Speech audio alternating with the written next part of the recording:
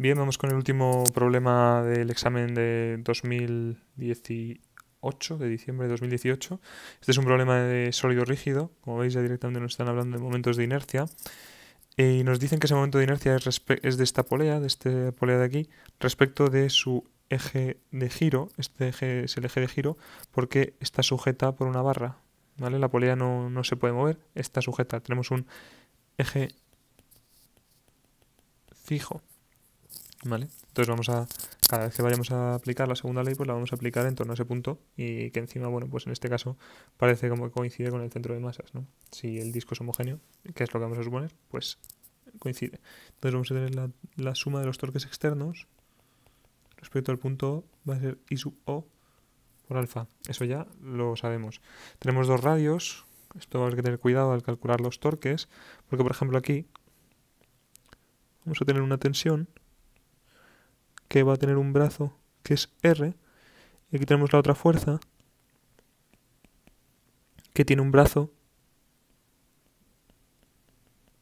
que es R grande, ¿vale?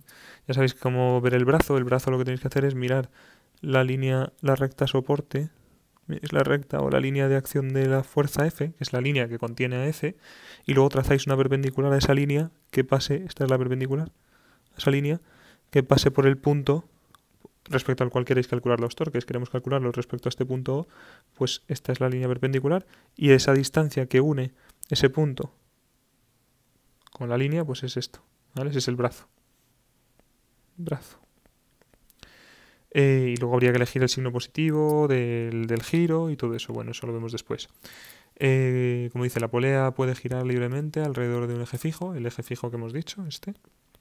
O sea, perdón, este es un sistema horizontal fijo y este sería el eje. Sobre el disco de menor radio hay enrollada una cuerda, esta cuerda, y está unida a este bloque. Este bloque tiene rozamiento con el suelo, ¿vale? Y dicen sobre el disco de mayor radio esta otra fuerza, esta otra cuerda enrollada que tira con una fuerza F y forma un ángulo θ con la horizontal. Y dice cuál es la máxima fuerza F que se puede aplicar al bloque sin que se puede aplicar, perdón, sin que el bloque deslice. Esto es lo que se llama un problema de estática. Es decir, si el bloque no desliza, entonces la polea tampoco se puede mover. ¿Vale? Entonces nada se está moviendo, entonces es un problema de estática. Entonces aquí lo que tiene que cumplirse es que la suma de las fuerzas sea igual a 0 y que la suma de los torques también sea igual a 0, ¿vale? Esto es lo que se tiene que cumplir. En un problema de estática. Después nos dicen, para un valor de la fuerza, y bueno, y aquí vamos a encontrar la fuerza en la que este bloque esté a punto de deslizar, es decir, cuando se alcance la fuerza de rozamiento estática máxima. ¿Vale? Es lo que nos están pidiendo. Veremos que esta fuerza es inferior a estos 150 newtons y entonces cuando se superen esos 150 newtons estará deslizando y nos preguntan la aceleración del bloque M. En ese momento este estará girando así y el bloque M se estará moviendo para allá. Y habrá una relación entre la aceleración del bloque M y la aceleración angular de este disco, ¿vale? Que la encontraremos gracias a la ligadura de la cuerda, ¿vale? Entonces, bueno, con eso, pues nada, vamos a resolver el problema. Esto realmente es... con todo esto que hemos hecho ya tenemos esencialmente el problema prácticamente hecho. Entonces, bueno, vamos a hacernos el DCL de cada uno de los cuerpos. Entonces el DCL es el siguiente, solo nos pintamos fuerzas externas. Fuerzas externas son aquellas que no hacen que el sólido... o sea, digamos que si este es el sólido, las fuerzas externas son aquellas que actúan fuera, desde fuera del sólido. Las fuerzas internas son las que si yo cojo dos partículas del sólido, pues son las fuerzas que se ejercen la una sobre la otra. ¿Vale? Estas fuerzas no me interesan para la segunda ley, porque me interesan las fuerzas externas porque voy a considerar el centro de masas. ¿Vale? A mí lo que tengo es que la suma de fuerzas externas es igual a la masa por la aceleración del centro de masas, la masa total. Y luego tengo que la suma de los torques externos respecto del centro de masas es I sub g por alfa. Como nosotros vamos a estar todo el rato en movimiento plano, alfa y tau son paralelos, así que vamos a poder tratar con números en lugar de con vectores. Y luego también tenemos que si tenemos un eje fijo, también podemos calcular los torques respecto de ese eje fijo, ¿vale? Y el I sub 0 se relaciona con I sub g por el teorema de Steiner. Esta distancia es la distancia entre el eje que pasa por el punto O y el eje paralelo que pasa por el punto G, el centro de masas, ¿vale? Entonces, bueno, eso como recordatorio. Bueno, pero vamos a ver entonces, vamos a hacer el DCL de cada uno de los cuerpos. Entonces, tenemos en este caso, tenemos este de aquí, tenemos una fuerza F así, entonces tenemos esa fuerza F, después tenemos la tensión, aquí en el eje tenemos las reacciones con el eje, ¿vale? Esto es como la fuerza normal, entonces siempre las descomponemos en Rx y Ri, la llamamos R de reacción, ¿vale? La fuerza de reacción sería Rxi más Rij, ¿vale? Se suele llamar reacción. Entonces, y las pintamos así, no sabemos cómo van a ir, no tenemos ni idea a priori. Entonces las pintamos así y lo que salga de las ecuaciones. Una cosa que es importante es que veáis es que la cuerda está formando siempre 90 grados, siempre está tangente al círculo, ¿vale? Este ángulo de aquí son 90 grados y este otro ángulo de aquí también son 90 grados, ¿vale? Y bueno, también tengo el peso que actúa aquí, vamos a suponer el centro de masas, no nos dice nada, pero bueno, se supone que está aquí en el centro, entonces tiene ahí su peso, masa de la polea por G. La masa de la polea no nos la dan y no nos va a hacer falta, de hecho, ¿vale? Vale, tenemos ese DCL y luego tenemos el otro DCL. Entonces la masa esta tiene la misma tensión, ¿vale? Porque es la misma cuerda, esta cuerda y esta cuerda son la misma, y es inextensible, no tiene masa, etcétera. La tensión es la misma. No sería la misma tensión, cuidado, si yo tuviera, imaginaos, que tiro con una tensión de aquí y otra tensión de aquí, ¿vale? Esta tensión, ¿vale? Del mismo sitio, esto sería una tensión T sub 1 y esto sería una tensión T sub 2, ¿vale? Porque esto tiene un momento de inercia. Pero si yo lo que miro es un tramo de cuerda, ¿vale? Horizontal, este tramo de cuerda horizontal, en todo este tramo de cuerda la tensión es T sub 1, ¿vale? Cuidado con eso. Vale, entonces tengo aquí mi tensión T, luego esto quiere deslizar hacia la izquierda, ¿vale? Esta va a ser mi fuerza de rozamiento, el peso y la normal con el suelo. Entonces, bueno, ahora que ya tengo mis DCLs, me puedo escribir mi segunda ley. Entonces, bueno, vamos a empezar, si queréis, escribiendo la segunda ley para este, que es el más fácil, que es simplemente, pues en la dirección, vamos a tomar esta como la dirección positiva, ¿vale? Esta va a ser su dirección positiva, porque la aceleración, bueno, pues porque la masa m se va a mover hacia la izquierda, ¿no? Entonces me va a quedar t menos fr, esto va a ser igual a la masa por la aceleración de la masa m en la dirección x. Lo que pasa es que como la dirección y no tiene aceleración, pues no voy a poner el subíndice x para nada, porque la masa m no se mueve verticalmente. Y bueno, verticalmente, pues nada, tenemos n es igual a m por g, ¿vale? La aceleración m en i es 0, ¿vale? De aquí tenemos entonces que la fuerza de rozamiento estática máxima, que nos hará falta después, va a ser mu estático por la normal, que es mu estático por mg. Y luego también nos hará falta la fuerza de rozamiento cinética, que será mu cinético por la normal, que es mu cinético por mg. Entonces ya tenemos todo para la masa m. Recordad que esta es la máxima, ¿vale? No es la fuerza de rozamiento estática en todo momento, es la máxima. Ahora vamos con ello. Vamos ahora con la polea. Para la polea tenemos que aplicar la segunda ley tanto para traslaciones del centro de masas como para rotaciones. La de traslaciones del centro de masas no nos va a hacer falta, pero bueno, la vamos a escribir, que no está de más. Tened en cuenta que esto forma un ángulo θ, entonces, bueno, en la dirección x tendríamos, me da igual el signo positivo, cual sea, porque la aceleración del centro de masas es 0, ¿vale? Está fija en un punto. Entonces, bueno, lo que quiero decir es que no, me va a dar igual. Entonces, bueno, voy a tener t más rx más f por el coseno de θ esto va a ser igual a 0. Y luego voy a tener, porque la aceleración, lo que digo, del centro de masas de la polea es 0. Y luego voy a tener en la dirección y, voy a tener R sub i más F seno de teta menos masa de la polea por G igual a 0. Como digo, esto no nos va a hacer falta para nada, ¿vale? Bueno, no, ya lo veréis ahora mismo, pero bueno, no está de más escribirlo. Sobre todo, por ejemplo, imaginaos que nos dieran la masa de la polea, pues nos podríamos calcular cuánto valdrían las reacciones. Obtendríamos la tensión y todo eso, bueno, pero no, en principio no es lo que nos piden, pero bueno, luego si no lo discutimos. Vamos entonces ahora con los torques. Vamos a calcularnos los torques respecto del punto fijo, que en este caso coincide con el centro de masas. Entonces, vuelvo a dibujar el círculo. Yo tengo aquí mi fuerza, F, que estará formando un ángulo θ, ¿vale? Y tengo aquí mi tensión. Esta es mi fuerza F. Y el resto de fuerzas están aplicadas todas aquí, en el eje. Entonces, el momento de... O sea, el torque respecto de ese punto, de esas fuerzas, es 0. O sea, el torque de las reacciones respecto del punto O es 0 y el torque del peso respecto del punto O es 0. ¿Vale? Porque se están aplicando justo de ese punto.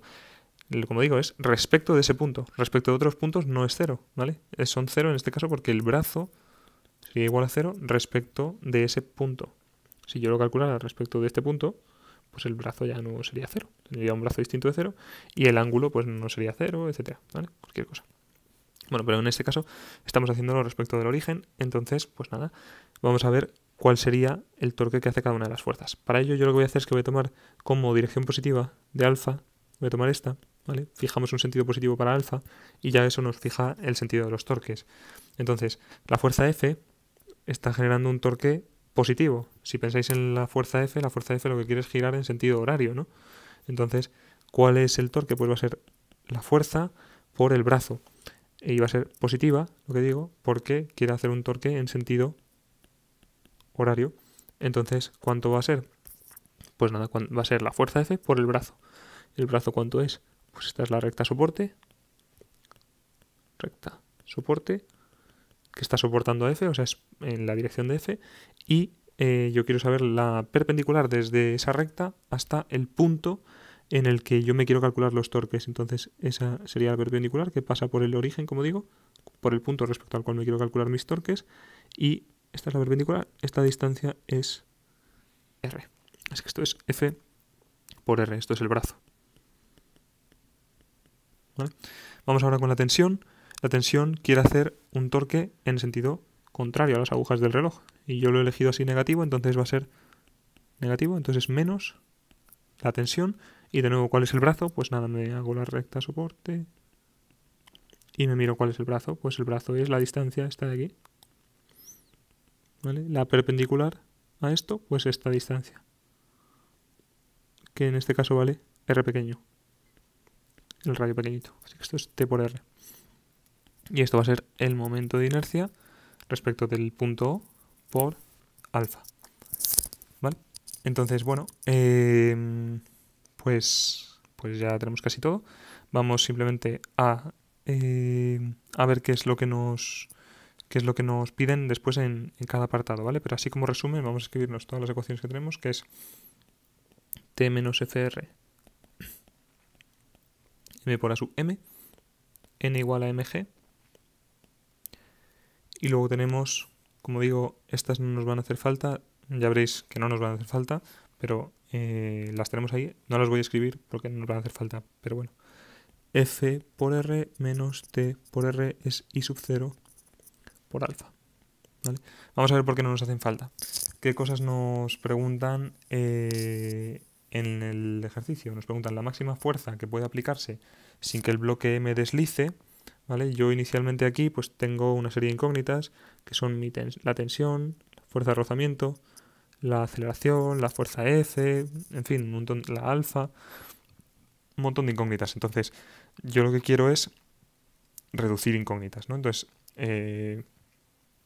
esto ya no es una incógnita, la normal.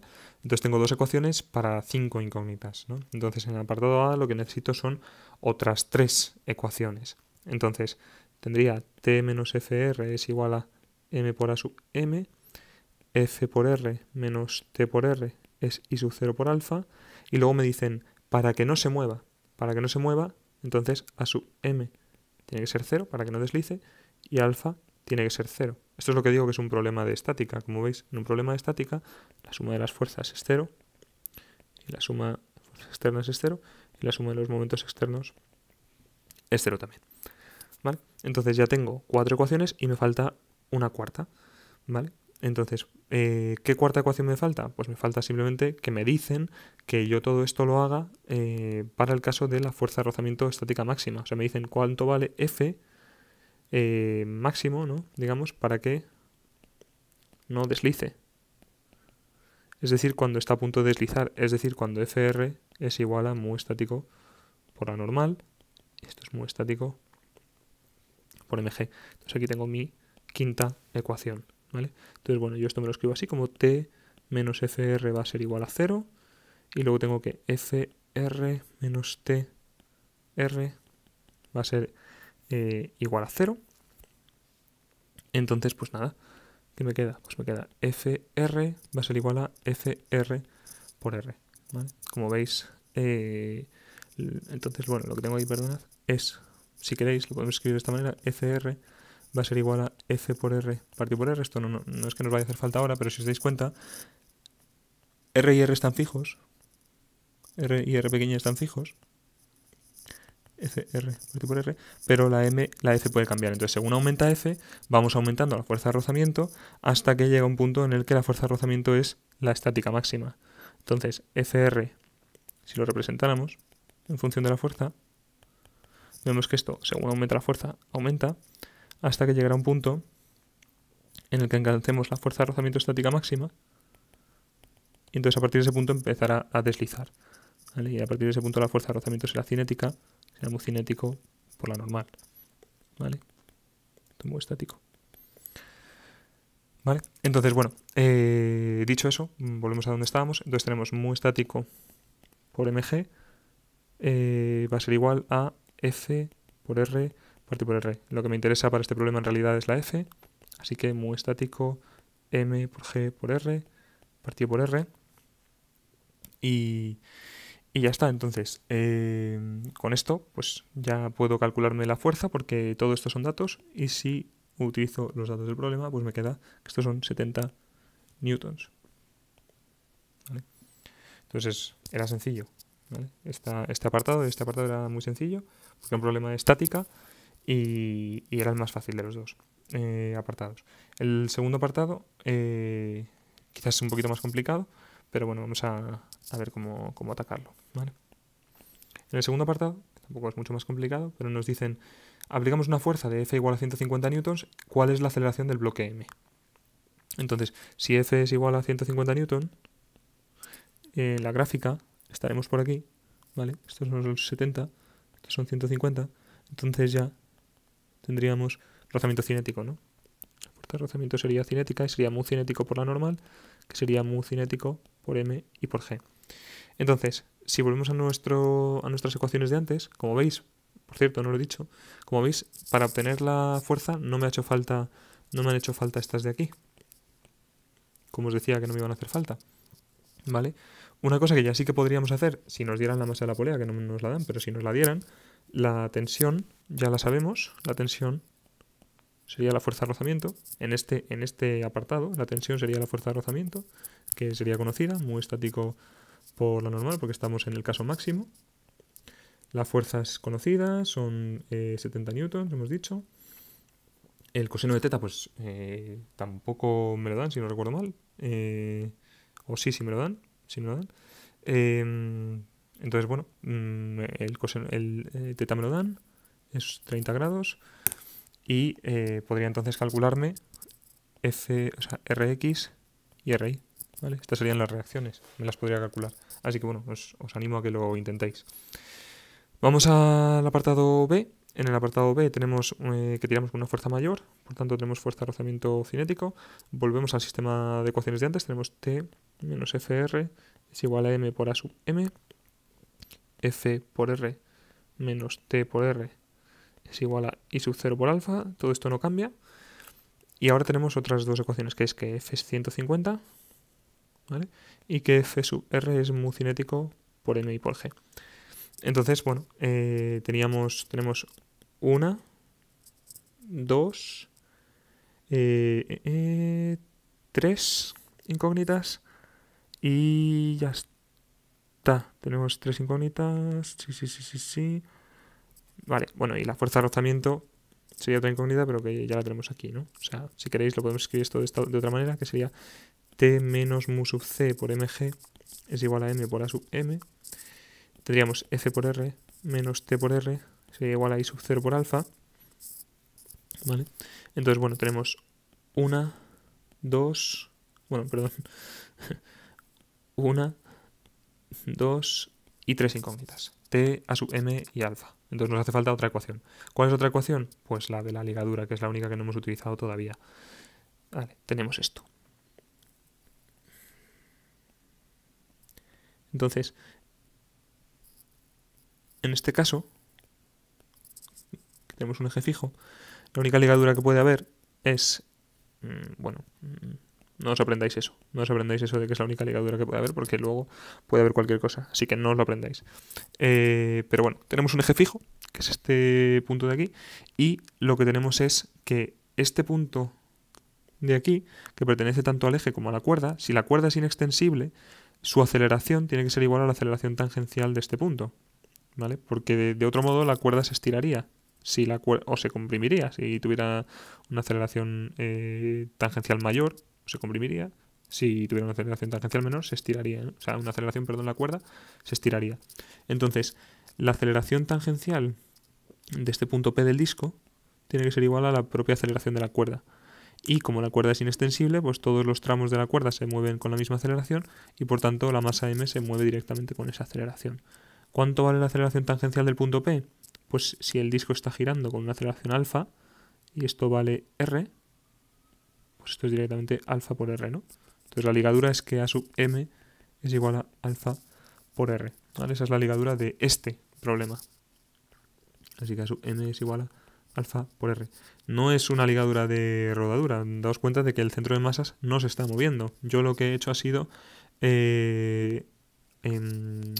¿cómo se dice? Asociar o relacionar la aceleración tangencial de este punto de aquí con la aceleración de la masa m. No he relacionado la aceleración del centro de masas con la de la masa m, ni mucho menos. La aceleración del centro de masas es 0, ¿vale?